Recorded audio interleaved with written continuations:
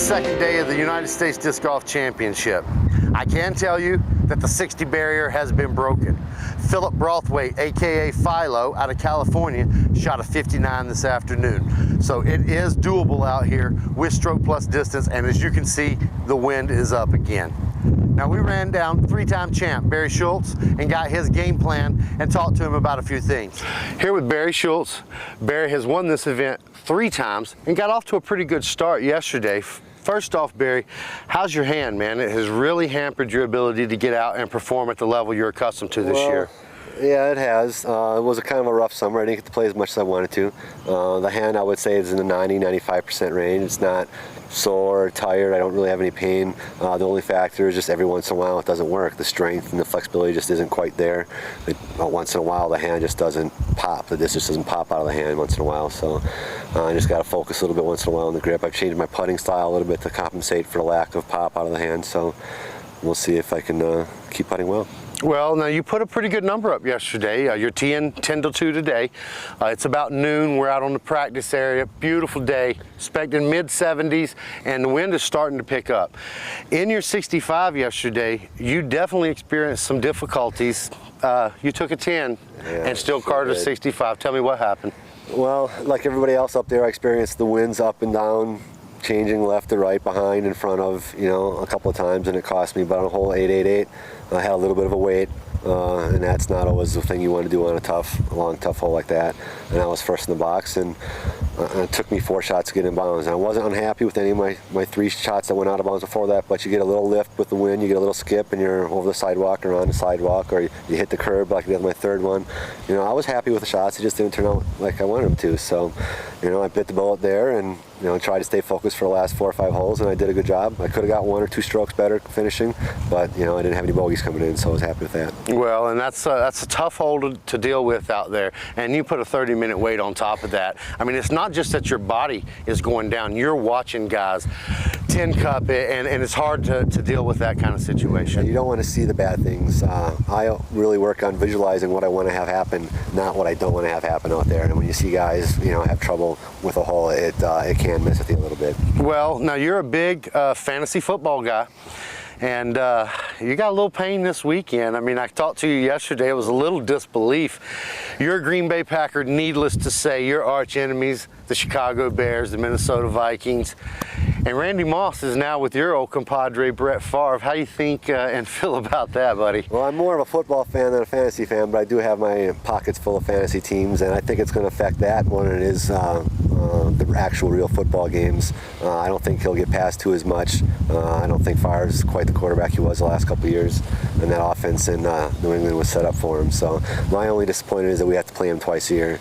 And anytime you got to play him twice a year, and he gets fired up for the Packers, so it may be a little bit tougher to play against him. Not that it was tough enough already, but I just look forward to the football season. We're right in the middle of it now, so I'm loving it.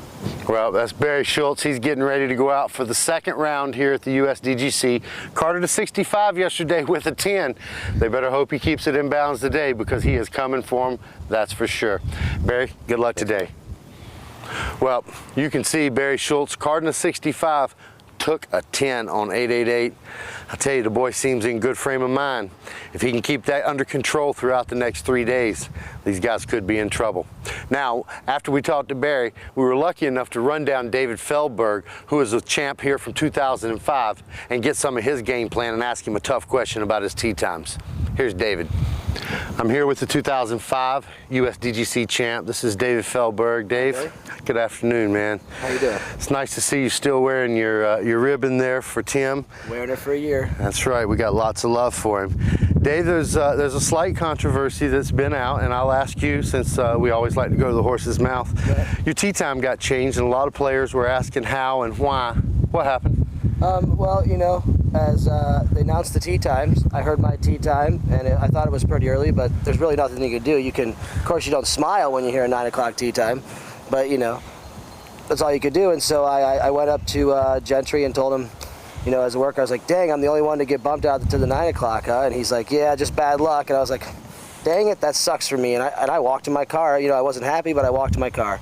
And I guess while they were inside, they were looking for someone. Dave Dunapace has an appointment with the Edge program thing here. He had over 500 or 1,000 kids over there. But you had a 4 o'clock appointment and a 1 o'clock tee. That's not going to work. That wasn't going to work for him, so he had gone and asked for a change. I guess they asked Nate Doss if he wanted to make a change. He said that he didn't want to. I guess they looked for Kevin McCoy because he's the captain of the next team, and they gave him dibs on making the change. And then I didn't even know anything about that. I guess my phone rang and I didn't answer it. I didn't know that they were calling me.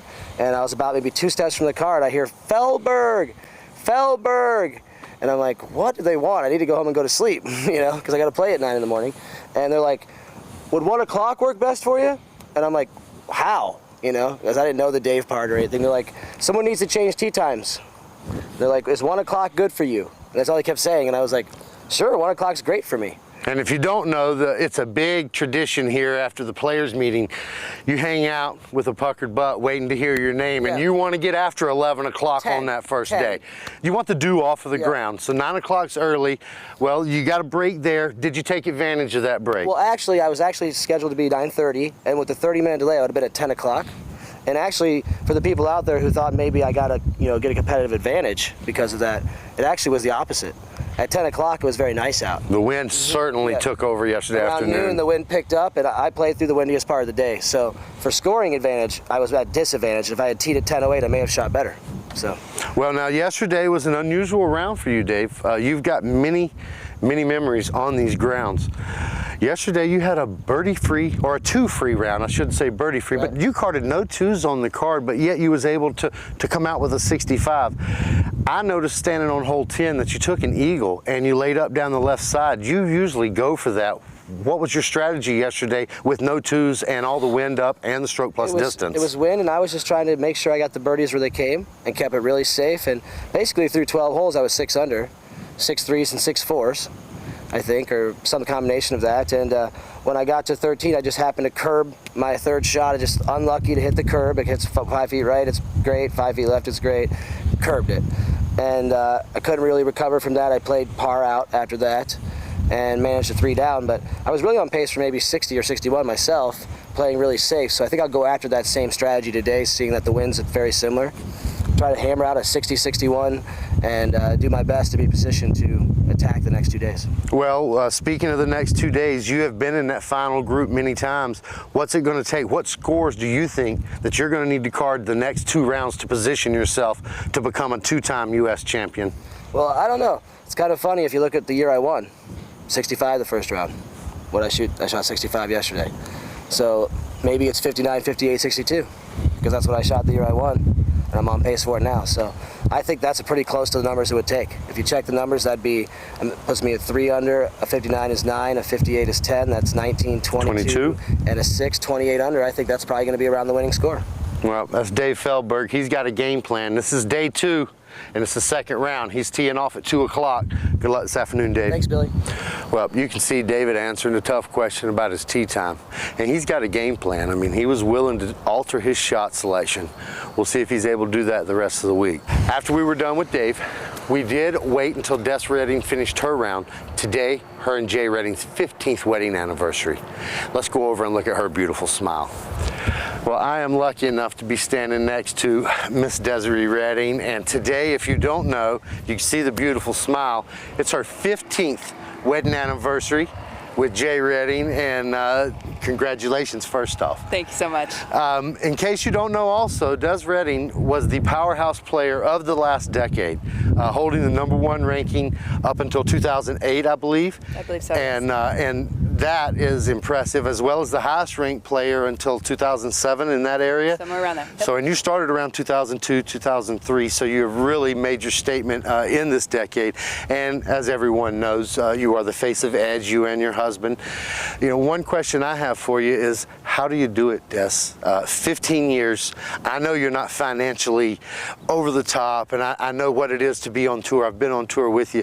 How do you guys maintain such a wonderful relationship and appear to be so happy all the time, you know, through all the struggles that obviously are there? I think when we first got married, it was always a time over money for us anyway. We got out of college, we were scholarship athletes, and we started our own business, and when you start your own business, you're not making a whole lot of money anyway, but you're doing it for yourself. And so it was really the same principle when we got into disc golf, besides disc golf is just a way more beautiful business than a concessions business that we used to have. So for us, I think when I hit the 10-year anniversary, that's when it really hit home that we were solid, because I was married at 23 and I've come a long ways as a person with my knowledge, my intellect, and I've changed. And I think being able to change with someone and respect that they will change with you is what is a lasting relationship. What's the rest of the year hold for Des Reddy? Yeah, this is my 6th year playing. I qualified 7 years at the United States Disc Golf Championship. And after this, we go home to Texas. And Texas is such a great powerhouse for disc golf. We're going to finish with, I think, 3 A-tier super tours in the area, a bunch of B-tiers.